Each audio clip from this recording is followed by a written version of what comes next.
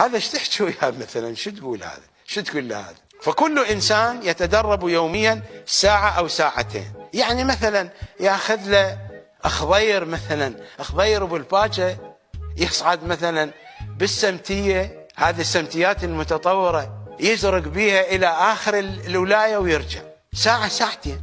فكل إنسان يتدرب يوميا ساعة أو ساعتين مثلا، ثم يرجع إلى كسبه، يرجع يبيع شلغم ويبقى عند أهله. فإذا دهم الدولة عدو وجب على الجميع المقاتلة دفاعا عن بيضة الإسلام. والله ابتلينا ببيضة الإسلام، هسه هي وين صايرة بيان مشان هذه ما ندري. ابتلينا ببيضة الإسلام، هسه كبيرة هي صغيرة بيا صفحة ندور عليها وما لاقينا لحد الآن.